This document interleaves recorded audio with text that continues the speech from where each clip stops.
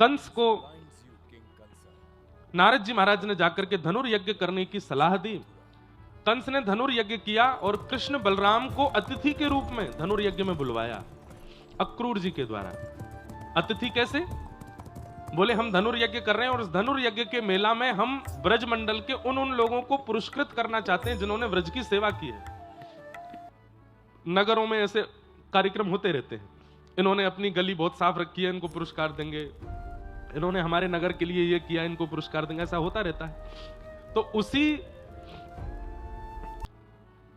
भाव से कंस ने कृष्ण बलराम को बुलवाया कि हमने सुना है इन्होंने व्रज की बड़ी रक्षा की, बड़े बड़े राक्षसों को मारा, गिरिराज पर्वत उठाया, कालिया नाग को भगाया, व्रज की सेवा की है, इसलिए हम इनको पुरस्कृत करना चाहते हैं। ब्रजवासी सब कहने लगे हमें तो यूं लगती कि सबरे राक्षस कंस नहीं भेजे हैं, लेकिन अपने द्वारा भेजे गए राक्षसों को मारने वालों को पुरस्कार दे रहा है, तो इसका मतलब हो सकता है कि राक्षस कंस ने नहीं भेजे। यही तो कंस चाहता है, बताना। स्वयं राक्षस भेजने के बाद राक्षस मारने वालों को पुरस्कार देकर के वो सबके मन में ये भाव प्रकट करवाना चाहता है कि मैंने राक्षस नहीं भेजे थे, नहीं तो मैं पुरस्कार क्यों दूंगा। तो लोगों के मन में संशय आ गया कि कंस अच्छा है, भला है कि बुरा है, ये पुरस्कार क्यों दे रहा है। पर कई बुद्धिजीवी समझ भी रहे थे कि भाई ये सब कंस की चाल है, हम सबके मन में अच्छी छवि बनाने के लिए। हम लाला को नहीं भेजेंगे, हमारा लाला नहीं जाएगा। जब सबने मना कर दिया तो ठाकुर जी ने मन पर पत्थर रखा। जाना तो ठाकुर जी भी नहीं चाहते, लेकिन ठाकुर जी ने विचार किया अगर मैं व्रजमंडल से नहीं गया तो आगे की लीला कैसे होगी।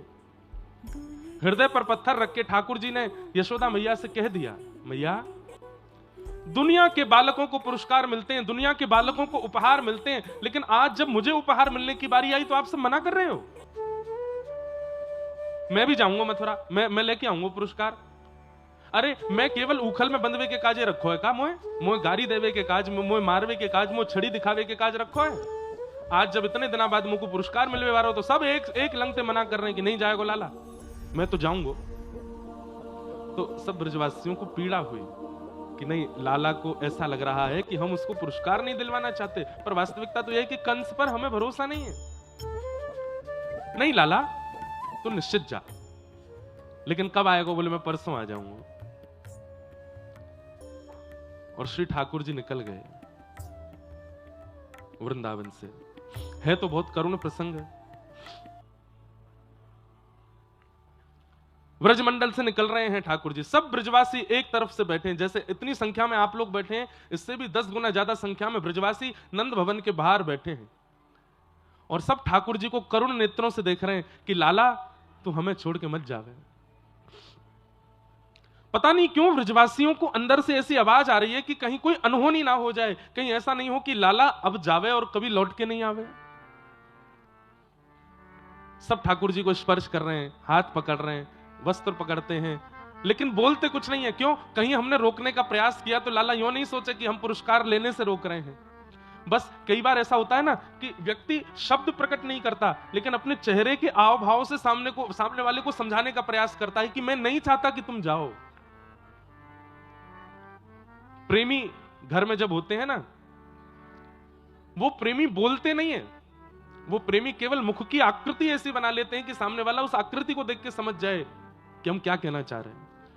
आज ब्रजवासियों की वही हाल है, आंखें लाल पड़ी हैं, मोटे मोटे अश्रुबिंद यहां रखे हैं, निकल नहीं रहे हैं, और मुखमंडल पर प्रसन्नता है, पर यहां का ऊपर का जो भाव है वो अत्यंत अत्यंत करुणा में भरा पड़ा है।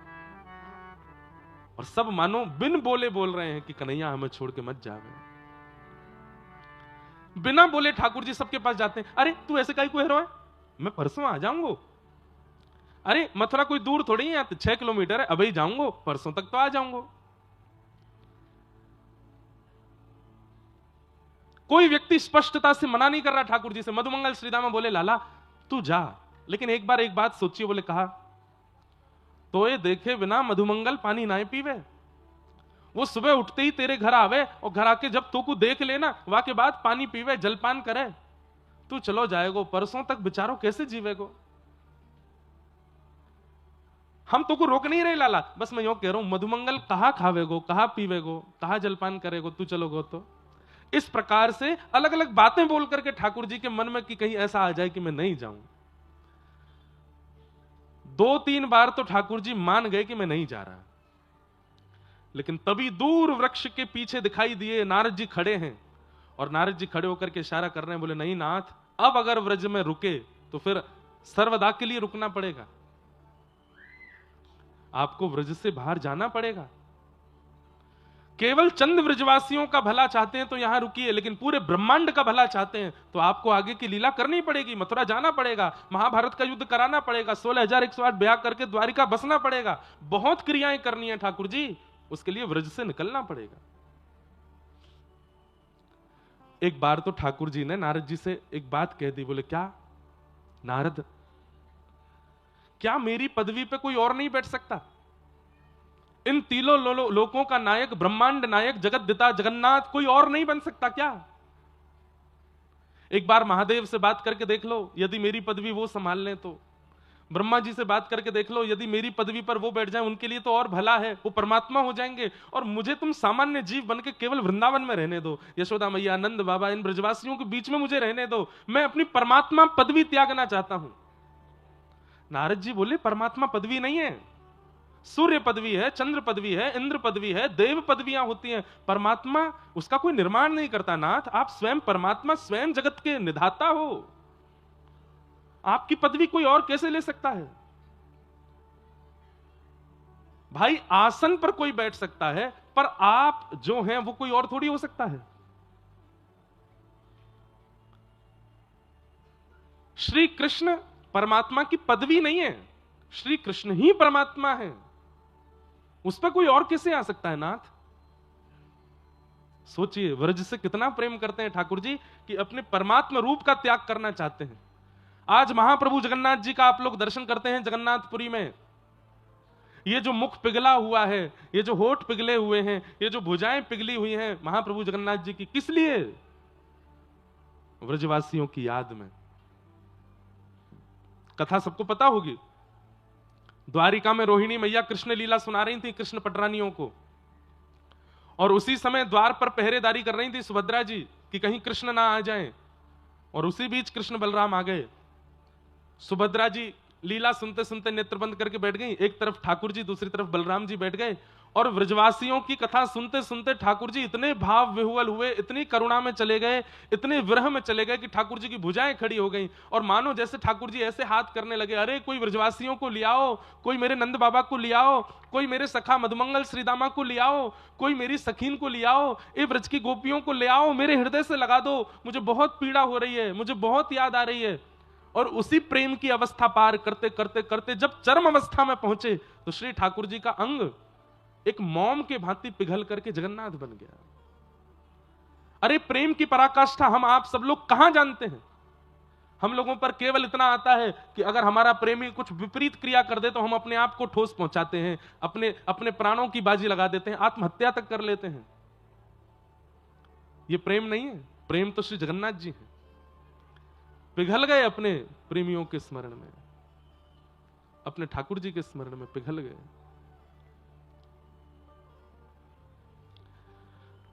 व्रजमंडल से ठाकुर जी रथ में बैठ करके मथुरा प्रस्थान कर गए। सब लोग इधर देखो, ध्यान से कथा सुनो। बहुत बहुत एक एक व्यक्ति का यहां पर स्वभाव व्यवहार बताया गया, पर उसके विस्तार में नहीं जाऊंगा, वैसे भी आज जाने का दिन है।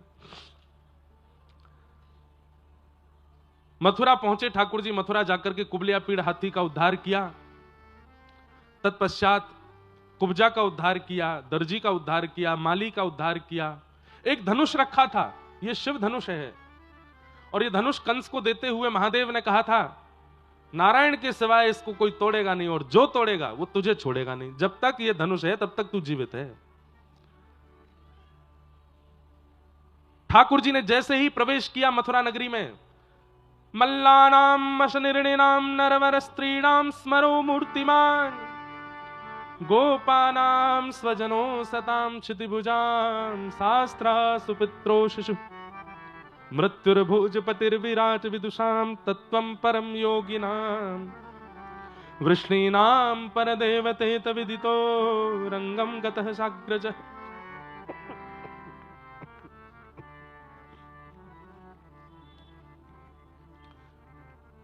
जैसे ही धनुष की ओर देखा अब यहां शुकाचार्य जी वर्णन कर रहे हैं, बहुत ध्यान से सुनिएगा।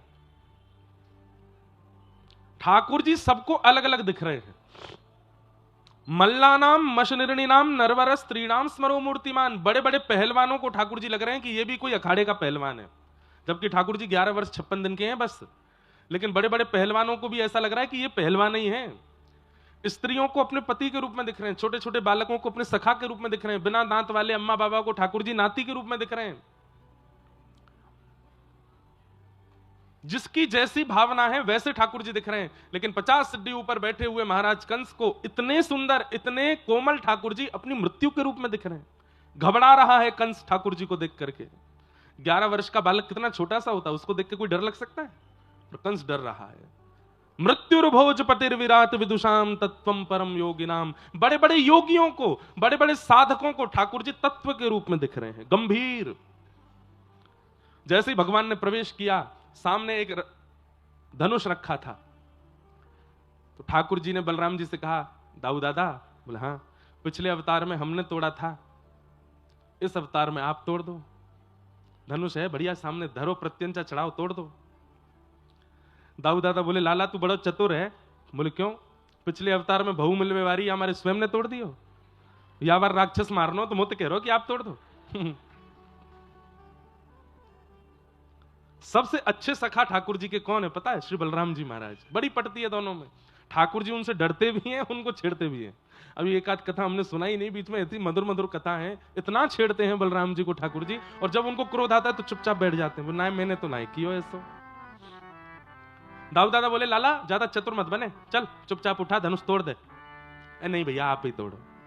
धीमे से बलराम जी कान के पास गए, बोले बहुत दिन है गए लाला, वंशी में ही देखो है, आज इच्छा है रही है एक बार धनुष उठा करके न कि एक बार वही रूप दिखा दे। राजीव नेत्रम रघुवंशनाथम तारुण्य रूपम करुणाकरंतम, आज एक बार राघव बन जा। जैसे ही धनुष पर हाथ रख करके जैसे ही उठाने लगे श्री कृष्ण, एक क्षण के लिए मानो बलराम जी भूल गए कि मैं बड़ा भाई हूं। तुरंत घुटनों पर बैठ गए, हाथ जोड़ करके लखन लाल जी के रूप में आ गए, श्री चरणों में प्रणाम करने लगे। जय हो मेरे रघुनंदन श्री राम की जय हो। वही छवि है, वही छटा है, वही अदा है। अरे धनुष उठाने का भी तरीका बदला नहीं है। जैसे जनक जी की सभा में उठाया था वैसे ही ठाकुर जी ने वह उठाया, वैसे ही नेत्र ऊपर किए। अरे कहां तक कहें, आज पोशाक भी वैसे ही पहनी है ठाकुर जी ने जैसी जनक जी की सभा में पहन के गए थे। अपने जन के कारण कृष्ण भये रघुनाथ। आज बाल कृष्ण प्रभु राघव बन गए। दोनों के रूप में अंतर थोड़ा ही है। आंखों की पलकों के बाल भी वही है जो त्रेता में था, बिल्कुल अंतर नहीं है। वही राम कृष्ण बन के आए। उठा करके जैसे ही प्रत्यंचा चढ़ाई, एक बार दो बार और तीसरी बार पकड़ करके जैसे ही खींचा, बीच से धनुर्भंजन हुआ। आकाश में बादल गरजना करने लगे, पृथ्वी डामाडोल होने लगी, समुद्र में उफान भरने लगे, यमुना जी की नदी में मानो जैसे समुद्र जैसी लहरें प्रकट होने लगी। कंस का सिंहासन हिलने लगा। क्या हुआ? किसी ने कहा धनुष टूट गया। कंस तो हृदय पे हाथ धर के बैठो, अब नहीं बचूंगा मैं, अब तो मेरे प्राण ले ही लेगा। ठाकुर जी भीतर प्रवेश किए। बड़े बड़े मल्ल खड़े थे वहां पर, एक एक मुष्टिक प्रहार में उन मल्लों का वध कर दिया। 50 सिद्धि ऊपर बैठे हुए महाराज कंस की ओर ठाकुर जी देखने लगे। दाऊ दादा को प्रणाम करके एक श्वास में ऊपर पहुंच गए। एक हस्त प्रहार करके उसके मुकुट को दूर फेंका, केश पकड़ लिए ठाकुर जी ने। कंस चिल्लाने लगा, अरे कोई बचाओ, कोई रोको। ठाकुर जी कहने लगे, ऐसे ही केश पकड़े थे मेरी मैया के जब आकाशवाणी हुई थी और कहा था कि इनका अष्टम गर्भ काल होगा, तूने ऐसे ही केश पकड़े थे मेरी मां के। मेरे 6 बड़े भाइयों को तूने निर्मम हत्या करके मार दिया। देख तेरा शत्रु, तेरा काल तेरे सामने खड़ा है और दुर्भाग्य से तेरा भांजा तेरे सामने खड़ा है। ध्यान से देख मेरी ओर। कंस देखने लगा ठाकुर जी को। अभी तक तो बालक समझ रखा था, अभी तक तो कुछ मायावी समझता था, अभी तक तो काल रूप समझ रहा था, लेकिन अब जैसे ही ठाकुर जी की ओर देखने लगा, देखते ही देखते पता चला ये कोई छोटा बालक नहीं। शंख चक्र गदा पद्म धारण करके ठाकुर जी ने अपने उस अद्भुत रूप का दर्शन करा दिया कंस को, अंतरंग भाव से, प्रत्यक्ष भाव से नहीं, अंतरंग भाव से। कंस समझ गया साक्षात नारायण है। हाथ जोड़ करके प्रणाम किया। ठाकुर जी ने दोनों भुजाओं में हाथी के समान बलवान कंस और 11 वर्ष 56 दिन के ठाकुर जी ने दोनों भुजाओं में ऐसे उठाया कंस को ऊपर, सब मथुरावासी देख रहे हैं, और उठा करके ठाकुर जी ने 50 सीढ़ी ऊपर से नीचे पटक करके एक छलांग मार करके छाती पर अपने पाद प्रहार को करके कंस का वध कर दिया। बोलो कंस मर्दन भगवान की। सब ब्रजवासी मथुरावासी जय जयकार करने लगे, ठाकुर जी को कंधे पर उठा करके नृत्य करने लगे, नाचने लगे, आनंदित हो गए। जय हो बाल कृष्ण लाल की जय हो, देवकी नंदन लाल की जय हो। कंस का वध किया। ठाकुर जी ने तुरंत कहा मेरी मां कहां है। कारागृह में लेकर के गए। एक आध घंटे का ठाकुर जी को देखा था देवकी मैया ने। जन्म लेने के बाद आधा एक घंटा रुके होंगे ठाकुर जी। उसके बाद 11 वर्ष 56 दिन के होकर के ठाकुर जी लौटे हैं वापस मथुरा।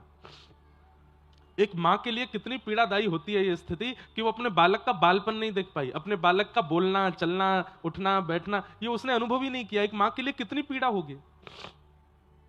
आज 11 वर्ष 56 दिन के जब ठाकुर जी होकर के आए, कारागृह खोलते हुए भीतर प्रवेश किए, और जैसे ही मुख्य कारागृह में प्रवेश किया, नील सरोरुह कांति के जब ठाकुर जी का जब दर्शन किया है देवकी मैया ने, एक बार तो देवकी मैया मूर्छित होकर गिर पड़ी ठाकुर जी को देख के। इतने सुंदर। दौड़ करके ठाकुर जी ने हृदय से लगाया, होश में आई देवकी मैया। होश में आते ही ठाकुर जी का हाथ पकड़ करके अपने हृदय पर रख के बोली, लाला तो मेरी सौगंध है, अब छोड़ के नहीं जाएगा ना। ठाकुर जी बोले, नहीं मैया अब नहीं जाऊंगा, अब तेरे पास ही रहूंगा। बंधुओं एक बात मेरे मन में कभी कभी आती है, ब्रजवासियों की पीड़ा सबको समझ में आती है, गोपियों की पीड़ा सब गाते हैं, देवकी मैया यशोदा मैया की पीड़ा का भी अनुभव सब कर लेते हैं, श्री किशोरी जी हमारी राधा रानी के भी हृदय के भाव को हम गाने का प्रयास कर लेते हैं, पर श्री कृष्ण की पीड़ा को कोई नहीं समझता।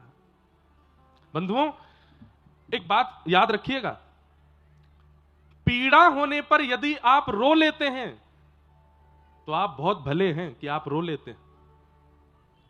पीड़ा होने पर आप शांत हो जाते हैं तो भी कुछ ना कुछ पीड़ा का हल तो आप कर ही रहे हो। पीड़ा होने पर आप एकांत में बैठे हो तो भी कहीं ना कहीं उस पीड़ा पर मरहम लगा रहे हो, पर पीड़ा होने पर भी हंस रहे हो, बोल रहे हो, चल रहे हो। इसका मतलब है आप अपनी पीड़ा का 1% भी इलाज नहीं कर रहे हो। पीड़ा उतनी ही है चित्त में।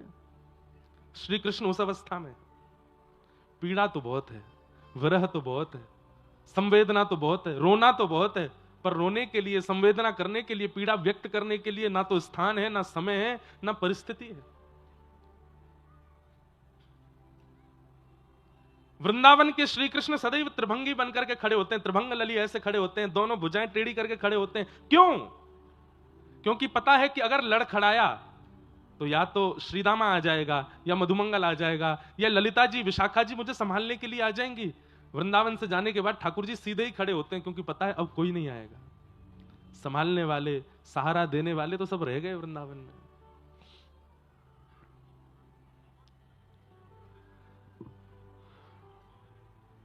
ठाकुर जी ने अपने नाना कंस के पिता उग्रसेन को राजा बनाया मथुरा का, और मथुरा का राज सिंहासन देकर के पिताजी माताजी से जाकर के आज्ञा ली है, क्या अब मुझे विद्यालय जाना है पढ़ने। मैं 11 वर्ष को है गो पिताजी, मैं आज तक विद्यालय नहीं गयो, अब मुझको जानो है। तब श्री वसुदेव जी महाराज ने सांदीपनी उपाध्याय जी के यहां पर ठाकुर जी को पढ़ने के लिए, अध्यापन के लिए भेजा।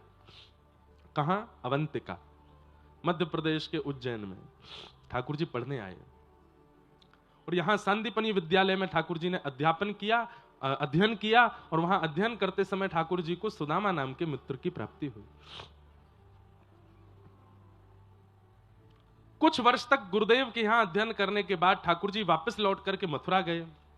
ऐसा भव्य दिव्य स्वागत हुआ ठाकुर जी का मथुरा में, लेकिन अब ठाकुर जी शांत रहने लगे हैं।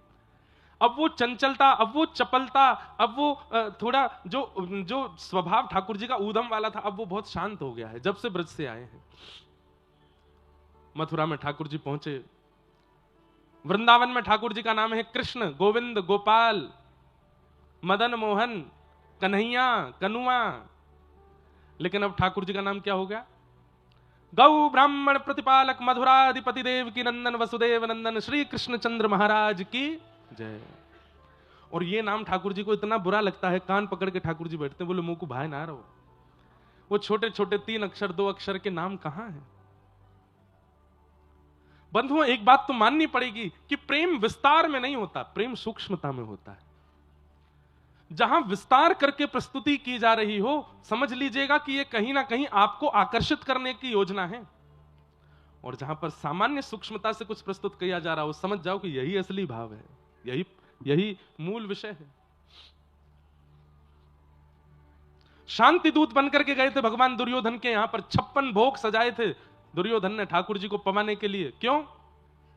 ताकि 56 भोग और इतनी व्यवस्था देख करके कृष्ण ये कह दें कि मैं कौरवों के पक्ष में रहूंगा। सब लोग इधर देखो, ध्यान से सुनो।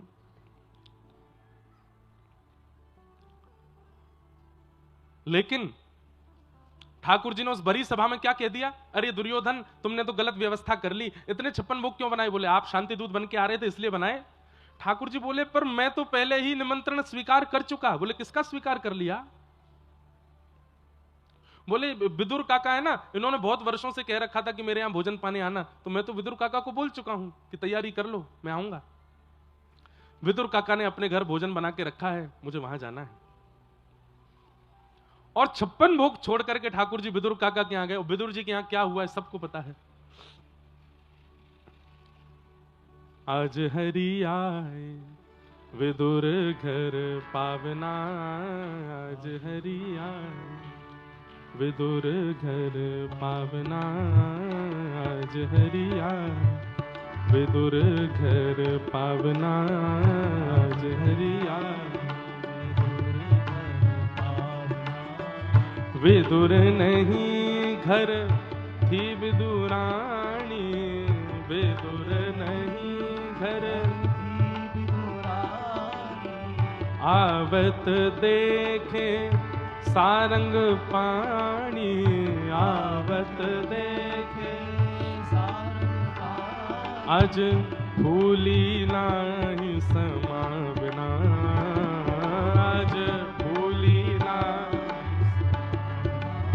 ओ, आज हरि आए विदुर घर पावना, आज हरि आए। विदुर नहीं घर थे विदुरानी, आवत देखे सारंग पानी, आज फूली नाही समावना। क्या किया? पाटा उल्टा बिछा दिया, छिलके खिलाए ठाकुर जी को, और ठाकुर जी नेत्रों में अश्रु भर के पा रहे हैं प्रेम से। इसका मतलब क्या है? विस्तार में प्रेम प्रस्तुत नहीं होता, विस्तार में कहीं ना कहीं स्वार्थ है, और वो स्वार्थ से आपको रिझाना चाहते हैं।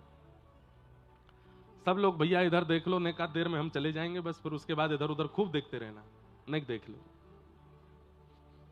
कई बार हम कई जगह जाते हैं, लोग बुके देते हैं बड़े बड़े फूल, महाराज उनमें 100 फूल हैं, 150 फूल हैं, कई एक तो परसों तरसों माला पहनाई, मैं जैसे 2 आ जाए इतनी बड़ी माला, कहीं कुछ कहीं कुछ कहीं कुछ,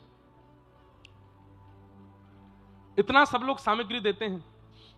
पर एक दिन हम कहीं जा रहे थे, एक छोटी सी बालिका वो आई, एक पॉलिथिन थी, एक रैपर जैसा था, उसको दिया मैंने कि क्या है इसमें? बोले मैंने टमाटर लगाया था कुछ दिन पहले, थोड़ा बड़ा हुआ तो मैंने सोचा आपको तोड़ के दे चलो। इतना सा टमाटर उसमें। अब इतनी बड़ी बड़ी प्रस्तुत करने वाली वस्तु वो आपको आकर्षित करने के लिए होती हैं, वो आपके प्रति कहीं ना कहीं, बुरा नहीं मानिएगा बुक्के देने वाले जो दे चुके अब तक, वो स्वार्थ के लिए होती हैं कि देखो हमने दिया तो महाराज जी इससे रीझेंगे। परंतु वो टमाटर देवे वाली लाली वो हमेशा याद रहेगी, छोटा सा टमाटर, बोले मैंने लगाया था अपने हाथ से, उसमें से हम सोच रहे थे सब ला रहे हैं, हम क्या लेके जाएं, तो अपने हाथ का लगे टमाटर निकल आया तो वो लेके आए। मैंने कहा वाह बहुत बढ़िया। तो प्रेम करने वाला विस्तृत नहीं, सूक्ष्मता प्रदान करता है। हाँ, इसका मतलब ये नहीं है कि भाई तुम्हारे पास में खूब संपत्ति है, खूब वैभव है, खूब, तो भी तुम यूं सोचो कि नहीं नहीं महाराज जी बोल रहे थे विस्तार में प्रेम नहीं, तो फिर उसको सूक्ष्म ही दो, एक ही रोटी खा लो महाराज जी।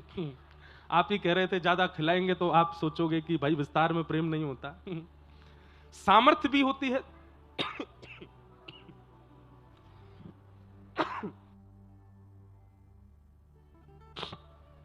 कई बार सामर्थ्य से भी वस्तु प्रस्तुत की जाती है, पर प्रेम की सुगंध होनी चाहिए। तो ठाकुर जी मथुरा में आकर के विराजे, उग्रसेन को राजा बनाया। अब हम जल्दी जल्दी विषय पूरा करें। उद्धव जी महाराज को ब्रज भेजा, ब्रज से संदेशा लेकर के उद्धव जी आए। तत्पश्चात मथुरा पर जरासंध ने चढ़ाई कर दी, 17 बार ठाकुर जी ने उसको हराया। 18वीं बार जरासंध ब्राह्मणों की सेना लेकर के आया। कहीं ऐसा बोलते हैं, कहीं ऐसा बताते हैं कि जरासंध ब्राह्मणों को अनुष्ठान पर बैठा के आया था कि अब की बार मैं हारना नहीं चाहिए। ब्राह्मणों को अनुष्ठान में बैठा देख ठाकुर जी मन में विचार करने लगे कि भैया अब हम जरासंध से युद्ध नहीं करेंगे। क्यों? क्योंकि गौ ब्राह्मण संत वैष्णवों के लिए ही तो मैं आया हूं। अब उन अनुष्ठान करने वाले ब्राह्मणों का अनुष्ठान विफल हो जाएगा यदि मैंने हराया तो 18वीं बार ठाकुर जी रण में युद्ध करते करते करते करते दाऊ दादा का हाथ पकड़े, विश्वकर्मा को आज्ञा की एक नई नगरी बना दो और मथुरा वासियों को वहीं पहुंचा दो। रात रात में विश्वकर्मा ने नई नगरी द्वारिका बना दी, मथुरा वासियों को वहां पहुंचा दिया। प्रातःकाल ठाकुर जी युद्ध करते करते अचानक से हाथ पकड़ करके रण से भाग गए। जरासंध बोला, ए भगोड़े कहां जाता है? रण छोड़ करके कहां जा रहा है? कहां जा रहा है? ठाकुर जी बोले, भैया तू जीत गो, मैं हार गो, मैं जा रहा हूं। और रण छोड़ करके ठाकुर जी भागे। पूरे विश्व में यही प्रचार हो गया। बोले ठाकुर जी क्या है? बोले रण छोड़ रहा है। बोलो रण छोड़ रहा है भगवान की। ठाकुर जी का नाम रणछोड़ पड़ गया। अब रणछोड़ एक प्रकार से तो अपमान है ठाकुर जी का, पर अपने ऊपर लगे हुए अपमानजनक शब्दों का ठाकुर जी तुरंत उत्तर नहीं देते, कुछ दिन बाद देते हैं। बंधुओं एक बात सदैव याद रखना, यदि बेवजह लोग आपके ऊपर कलंक लगा रहे हैं उसी समय फड़फड़ाइए मत। थोड़ा धैर्य रखो, थोड़ी शांति रखो। अगर आप सत्य हो, अगर आप शुद्ध हो, सही समय की प्रतीक्षा करो। सही समय आने पर तनिक सा जवाब देना है बस, कि नहीं हमारे ऊपर जो आरोप प्रत्यारोप या जो आप लोगों ने आक्षेप लगाया वो ये है, वास्तविकता ये है। क्योंकि उसी समय यदि आप बोलने लगे तो ज्यादा लोग हावी हो जाएंगे आपके ऊपर। इसलिए कुछ समय शांति रखो, उसके बाद सही समय देख करके उत्तर दो।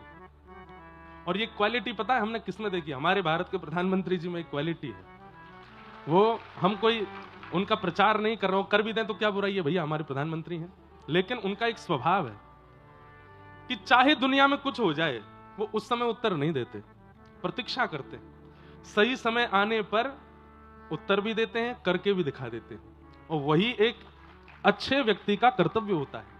एक श्रेष्ठ व्यक्ति ऐसे ही जीवन जीता है। ठाकुर जी ने कोई उत्तर नहीं दिया। रण छोड़ रण छोड़ रण छोड़ रण छोड़ रण छोड़ कहने लगे ठाकुर जी को सब लोग। ठाकुर जी बोलन दो, हाँ है हम रण छोड़। माखन चोर बोल दिया, चित्त चोर बोल दिया, चीड़ चोर बोल दिया, अब रण छोड़ भी बोल दो, कौन सी बड़ी बात है। हमारा उद्देश्य नाम कमाना नहीं है या आपके द्वारा सम्मान या अपमान करवाना नहीं है। मेरा उद्देश्य है धर्म की स्थापना, वो मैं करके जाऊंगा। सब रणछोड़ बोलने लगे। अरे विवाद होने लगा, बातें बनने लगी कि बताओ राजाओं के डर के मारे समुद्र के बीच में रहता है भगोड़ा। ठाकुर जी बोले बोल लो, हाँ रहते हैं हम समुद्र के बीच में। अरे हम आज से समुद्र के बीच में रहते हैं, हम नारायण स्वरूप में रंगनाथ बन करके कब कौन से युग से समुद्र के बीच में रहते हैं। समुद्र ही मेरा निलय है, यही मेरा घर है। लेकिन लोगों के बोलने से ठाकुर जी के भाव पर कोई प्रभाव नहीं पड़ा। ठाकुर जी प्रसन्न चित्त थे। तो रेवत राजा की पौत्री के साथ में श्री बलराम जी का विवाह हुआ। हमारे यहां महाराज जी व्रज में ऐसी भाव कहते हैं और एकाध पुराण में भी ऐसा वर्णन है कि द्वारिका नगरी जो ये सोने की है, ये सोने की मड़वाई किसने है? बोले बलराम जी के विवाह में उनके ससुराल पक्ष ने पूरी नगरी को सोने का मड़वा करके मानो जैसे विवाह के उपहार के रूप में सोने की नगरी प्रदान की श्री बलराम जी को। इसलिए श्री द्वारिका सोने की नगरी ऐसा बोलते हैं। अब आई छोटे भैया की बारी। कौंडन्यपुर के राजा भीष्मक, उनके 5 पुत्र हैं, एक पुत्री है, पुत्री का नाम रुक्मणी है। नारद जी महाराज ने, जो भागवत की कथा है, इतनी सुंदर कथा है कि नारद जी ने ही पूरी योजना बनाई विवाह की। कैसे? कौंडन्यपुर जाकर के ऐसी ऐसी कथा सुनाते। एक दिन रुक्मणी जी को नारद जी ने देखा तो नारद जी समझ गए, बोले ये हैं ठाकुर जी की गृहिणी, इनसे ब्याह होना चाहिए हमारे श्याम सुंदर का। बोले क्या करें? तो रुक्मणी जी के यहां जाकर के भगवान के रस की ही कथा सुनाते थे। ठाकुर जी की चाल ऐसी है, ठाकुर जी के नेत्र ऐसे हैं, ठाकुर जी की वंशी ऐसी है, ठाकुर जी के हाथ ऐसे हैं, ठाकुर जी का मुकुट ऐसा है, और कोई बात नहीं, केवल ठाकुर जी के श्रृंगार का ही वर्णन करते। तो रुक्मणी जी सुन सुन करके स्थिति रुक्मणी जी की ये हो गई, अब तो स्वप्न में भी कृष्ण दिखते हैं, चलते फिरते भी कृष्ण दिखते हैं, सरोवर में भी कृष्ण दिखते हैं, मोर में भी कृष्ण दिखते हैं। फिर अपने आप को समझाती हैं रुक्मणी जी, अरे तुम बार बार इनका चिंतन क्यों कर रही हो? पर नारद जी ने इतनी कथा सुना दी ठाकुर जी के रस की कि अब रुक्मणी जी के चित्त में और कुछ आता ही नहीं है। रुक्मणी जी ने मन से ठाकुर जी को पति मान लिया। पत्र लिख करके एक ब्राह्मण के द्वारा द्वारिका पहुंचवाया। द्वारिका में जैसे ही पत्र पहुंचा, ब्राह्मण ने जाकर के ठाकुर जी को दिखाया। श्रुत्वा गुणान् भुवन सुंदर शृण्वतां ते निर्विश्य कर्ण विवरै हरतोंगतापम। हमारे एक आचार्य चरण कह रहे थे कि भगवान ने पूरा पत्र नहीं पढ़ा, केवल पहला श्लोक पढ़ा, और पहला श्लोक पढ़ते ही ठाकुर जी बोले भैया ब्याह तो यही तो करूंगा मैं। क्यों? रुक्मणी जी ने पहले श्लोक में ऐसा क्या लिखा जिससे ठाकुर जी रीझ गए? तो कहते हैं, रुक्मणी जी कह रही है, श्रुत्वा गुणान भुवन सुंदर शृण्वतां ते, कि हे नाथ मैंने आपको देखा नहीं है, केवल आपको सुना है, और जब से सुना है तब से आपको अपने पति रूप में मान लिया है। तो ठाकुर जी बोले भैया एक बात प्रमाणित हो गई। बोले क्या? ये जो भी कन्या है ये हमारी कथा सुनने में इनकी बड़ी रुचि है, और कथा सुनने में यदि रुचि है तो इसका मतलब ये सर्वगुण संपन्न है। कथा यदि भाती है तो बाकी के जितने भी गुण लक्षण होने चाहिए वो सब इनके अंदर विद्यमान होंगे ही होंगे। इसलिए ठाकुर जी ने उनको, अब सोचो हम लोग भी तो कथा ही सुनते हैं, अगर कथा श्रवण में रुचि है तो ये नवदा भक्ति का पहला स्वरूप है। श्रवणम कीर्तनम विष्णु स्मरणम पाद सेवनम अर्चनम वंदनम दास्यम सख्य आत्मनिवेदनम। श्रवण भक्ति यदि चित्त में विराजमान है, इसका मतलब ठाकुर जी को प्रसन्न करने वाला विशेष गुण आपके पास है। रुक्मणी जी के पास ठाकुर जी वहां पहुंच गए कौंडनपुर। रुक्मणी जी देवी पूजा के लिए करने जा रही थी। भरी सभा में ठाकुर जी जैसे ही पहुंचे सब ठाकुर जी के रूप को देखने में व्यस्त हो गए। रुक्मणी जी की रक्षा करना है ये भूल गए, और श्री ठाकुर जी को वहां से श्री रुक्मणी जी को ठाकुर जी वहां से अपहरण करके अपने साथ द्वारिका ले गए। बाद में वसुदेव जी ने रुक्मणी जी को वापस कौंडन्यपुर भेजा, और बारात की तैयारी करके ठाकुर जी बारात लेकर के कौंडन्यपुर आए, और वहां आकर के श्री ठाकुर जी का रुक्मणी जी के साथ में मंगल विवाह हुआ। बोलो रुक्मणी कल्याण महोत्सव की जय। श्री रुक्मणी कृष्ण विवाह महोत्सव की। भगवान का प्रथम विवाह रुक्मणी जी के साथ में हुआ, दूसरा विवाह ठाकुर जी का जाम्बती, तीसरा सत्यभामा, चौथा मित्रविंदा। इस प्रकार ठाकुर जी के अष्ट प्रमुख विवाह हुए। अब हम जल्दी जल्दी विषय कह रहे हैं। भौमासुर नाम का एक राक्षस था, उसने 16,100 राजकुमारियों को बंदी बना रखा था। भगवान ने वहां जाकर के उनको मुक्त करा करके उनसे भी विवाह किया। 16,108 ठाकुर जी के विवाह हुए। तत्पश्चात भगवान की मधुर लीला चल रही हैं। नारद जी भगवान की दिनचर्या का दर्शन करने आए, ग्रहचर्या का अनुभव किया। सूर्य ग्रहण का समय आया, भगवान द्वारिका वासियों को लेकर के कुरुक्षेत्र गए, और वहां पर 100 वर्ष बाद, 100 साल बाद ब्रजवासियों से ठाकुर जी मिले। इतना करुण प्रसंग है व्रज द्वारिका मिलन महोत्सव। सूर्य ग्रहण का समय, ठाकुर जी की अर्चना चल रही थी, सहस्त्रार्चन चल रहा था भगवान का। बड़े बड़े वेदज्ञ ठाकुर जी के चरणों में पुष्प, कमल पुष्प, तुलसी अर्चन कर रहे थे। और उसी समय किसी ने धीमे से कान में जाकर के कह दी, लाला ब्रजवासी आए हुए हैं यहां पर। जैसे ही ठाकुर जी ने सुना कि कुरुक्षेत्र में ब्रजवासी आए हैं, व्याकुल हो गए। वहां ब्रजवासियों को पता चली कि लाला यही हैं कुरुक्षेत्र में, तो नंद यशोदा दोनों व्याकुल होकर के ठाकुर जी से मिलने के लिए गए हैं। यशोदा मैया जैसे ही सभा में आई, ठाकुर जी तो भूल गए मैं कौन हूं, कूद पड़े अपने सिंहासन से और दौड़ करके जाके मैया की गोद से लिपट गए। इस समय ठाकुर जी की अवस्था कितनी है? 111-12 वर्ष के हैं ठाकुर जी। और यशोदा मैया कितने साल की हैं? लगभग 200 वर्ष की हैं यशोदा मैया। अत्यंत वयोवृद्ध अवस्था में यशोदा मैया। लेकिन ठाकुर जी की अवस्था 111 वर्ष है। इसका मतलब यह नहीं कि ठाकुर जी की दाढ़ी मूंछ है। ठाकुर जी देखने में अभी भी 16 वर्ष के ही हैं। भगवान 16 वर्ष से ऊपर की अवस्था में कभी प्रवेश नहीं करते शरीर से। हम लोगों के दाढ़ी मूंछ निकल आती है, हम लोगों की झुर्रियां पड़ने लगती हैं, हम लोगों के शरीर। ठाकुर जी सदा 16 वर्षीय रहते हैं। कुमार अवस्था से ऊपर नहीं जाते ठाकुर जी, युवा अवस्था में प्रवेश नहीं करते। दौड़ करके ठाकुर जी यशोदा मैया की गोद में लिपट गए। भगवान की 16,108 पत्नियां, भगवान के पुत्र पुत्रियां, उनके भी पुत्र, मतलब नाती पोते भी हैं ठाकुर जी के। सब लोग इधर देखो। और उन सब के बीच यशोदा मैया के अंक से लिपट करके ठाकुर जी छोटे बालक की तरह मैया की छाती को टटोल रहे हैं और कह रहे हैं, मैया मुझको भूख लगी, दूध पिवाए दे।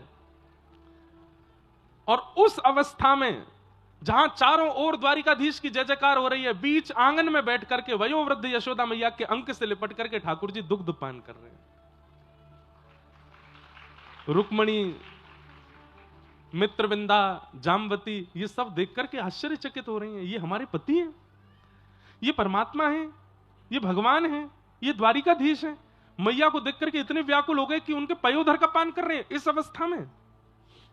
और आश्चर्य की बात यह नहीं कि ठाकुर जी पयोधर का पान कर रहे हैं, आश्चर्य की बात यह थी कि यशोदा मैया के वक्ष से दुग्ध प्रकट भी हो रहा है। क्यों? क्योंकि लाला के प्रति करुणा इतनी। अद्भुत है बंधुओं, प्रेम का स्वरूप स्वभाव जानना हो तो कभी व्रज के भाव विस्तार से सुनो। मैया ने कही, लाला अब तू बड़ो है गोय, ऐसे दूध ना पी, में चल उठ जा। ठाकुर जी उठ के बैठ गए। भगवान ने एक एक पत्नी से मिलवाया यशोदा मैया को, ये मेरी पत्नी रुक्मणी, मित्रविंदा, जामवती आदि आदि सबसे मिलवाया। अद्भुत ब्रज द्वारिका मिलन हुआ।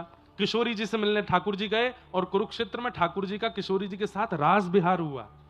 आज किशोरी जी ने ठाकुर जी का मुकुट उतार दिया, आभूषण उतार दिए, बोले कि बहुत द्वारिकाधीश बन लिए, चलो वापस ब्रज के नंदन बनाते हैं। सिर पर फेंटा बांधा, मोरपिच्छ लगाया, पत्रावली का श्रृंगार किया, हाथों में सुंदर पुष्प बांधे, गले में बनमाली हार पहनाया और कुरुक्षेत्र की भूमि पर ठाकुर जी ने किशोरी जी के साथ पुनः रास किया। अद्भुत है व्रज के प्रसंग। व्रज द्वारिका मिलन, पुनः द्वारिका के लोग वापस द्वारिका आ गए। और एक प्रसंग और आता है, बहुत ध्यान से सुनिएगा। जब व्रज द्वारिका मिलन कुरुक्षेत्र में 100 वर्ष बाद हुआ, तब ब्रजवासी और द्वारिकावासियों की जब भेंट हुई तो ब्रजवासियों ने द्वारिकावासियों से कहा कि देखो अब लाला द्वारिकावासी है गए हो, आप लोगों के बीच में रह गो, लेकिन हमारी फिर भी प्रार्थना है कि एक बार हम श्याम सुंदर को एक बार ब्रजमंडल ले जा सकें, आपकी आज्ञा हो तो। 100 वर्ष हो गए हैं। तब द्वारिका बोले, अरे श्याम सुंदर नहीं, हम भी चलेंगे, ब्रज वृंदावन का दर्शन करके आएंगे। तब ब्रजवासियों ने पहली बार रथ का निर्माण किया और उस रथ में श्याम सुंदर बैठे हैं, वसुदेव देवकी बैठे हैं, नंद यशोदा बैठे हैं, सुंदर दिव्य रथ निर्माण किए। एक रथ बलराम जी का निर्माण हुआ, एक रथ सखियों का निर्माण हुआ जिसमें सुभद्रा जी बैठी हैं, और उस रथ को खींचते हुए ब्रजवासी और द्वारिकावासी वृंदावन लेकर के गए। उसी कथा का चिंतन हुआ जब जगन्नाथपुरी में। तब इंद्रद्युम्न राजा ने यह घोषणा की कि साल में एक बार ठाकुर जी अपनी मैया से मिलने गुंडीचा आएंगे, तो वैसे ही आएंगे। बोले कैसे? बोले ये जो श्री मंदिर है जहां जगन्नाथ जी अभी विराजते हैं, बोले ये द्वारिकापुरी है, और जहां ठाकुर जी रथ में बैठ करके जाते हैं गुंडीचा, ये वृंदावन है। तो जिस प्रकार ब्रजवासी द्वारिकावासी रथ खींच करके लेकर के उस काल में गए थे, वैसे ही अब कलयुग में भी ठाकुर जी रथ में बैठ करके वृंदावन जाया करेंगे। ये जो जगन्नाथ जी की रथ यात्रा है, ये एक प्रकार से द्वारिका से वृंदावन का प्रस्थान है ठाकुर जी का। गुंडीचा वृंदावन है जहां ठाकुर जी जाते हैं। आप लोग अनुभव करना, श्री मंदिर में जगन्नाथ जी को देखना, उसके बाद जब गुंडीचा जाते हैं तो वहां जाके दर्शन करना।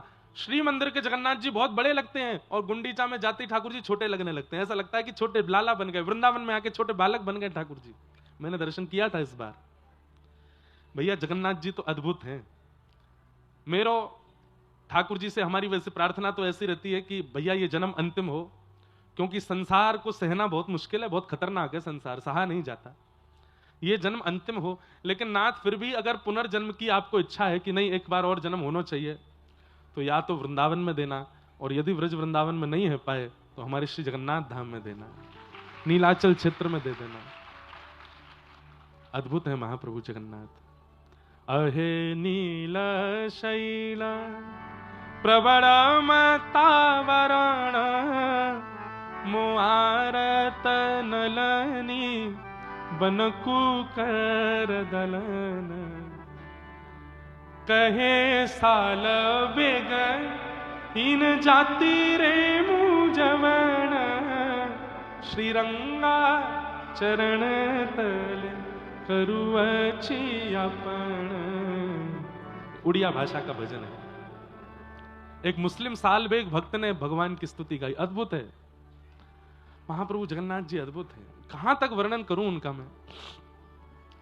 हमने बंधुओं बहुत भ्रमण किया है भारत में, लेकिन ठाकुर जी प्रत्यक्ष बैठे हैं इसकी अनुभूति या तो वृंदावन में होती है या जगन्नाथ धाम में होती है, जगन्नाथपुरी में होती है। ठाकुर जी बैठे हैं सामने।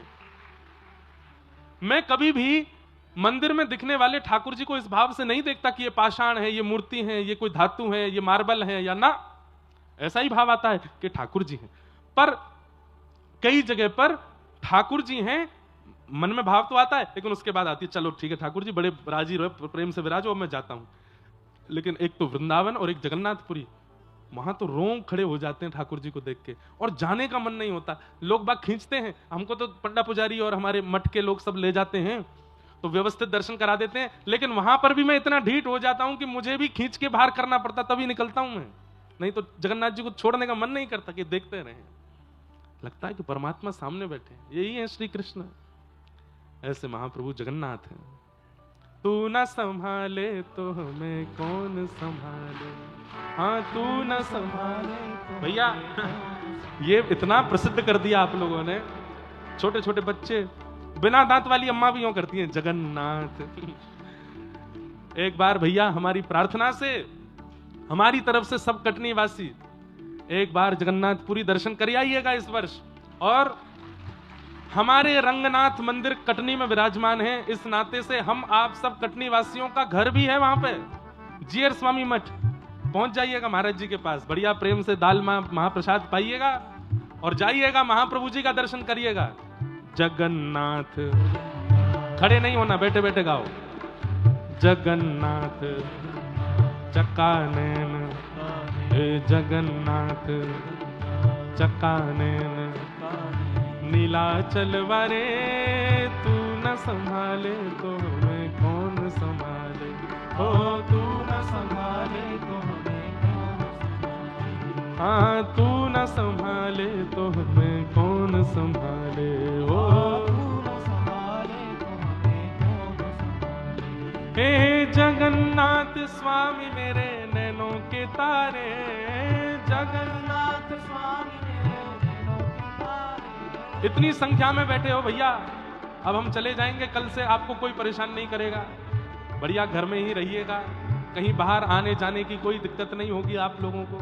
आज थोड़ी देर की बात और है, थोड़े सीधे बैठ करके पूरे वेग के साथ में ऊंचे स्वर में गा लीजिए, जगन्नाथ स्वामी मेरे नैनों के तारे, जगन्नाथ स्वामी मेरे नैनों के तारे, हो मेरे सब्र काज स्वामी आप संभाले, हो मेरे सब्र काज स्वामी आप संभाले। मेरे जगन्नाथ चकानैन, जगन्नाथ चकानैन, नीलाचल वारे तू न संभाले तो हमें कौन संभाले, ओ तू न संभाले तो हमें कौन संभाले, ओ हमें तू न संभाले तो हमें कौन संभाले, हो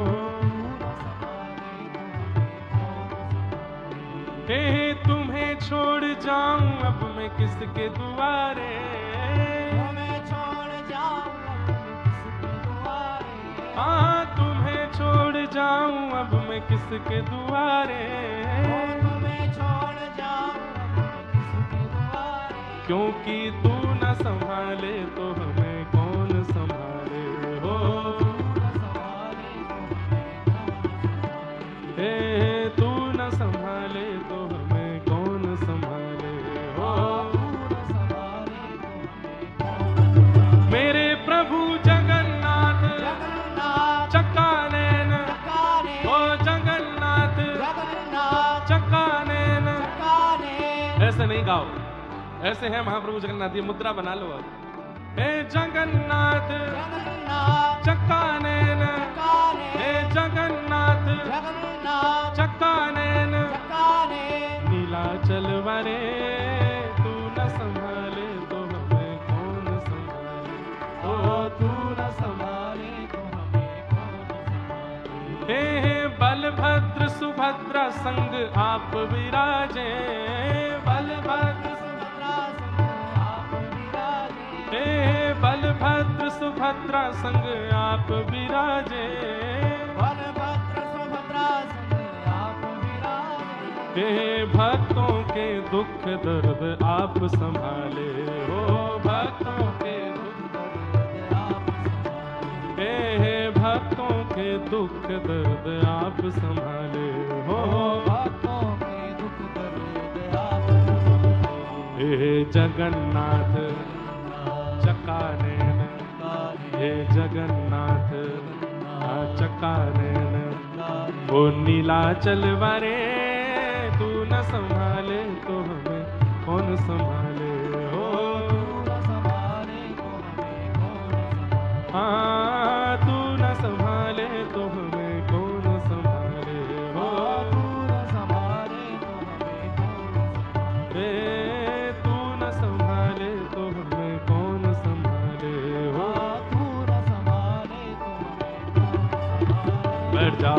बैठ जाओ।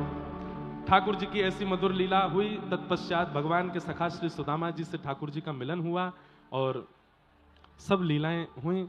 भगवान ने यदुवंशियों को खूब समझाया कि भैया संतों का अपमान मत करना, नहीं तो मैं रक्षा नहीं करूंगा।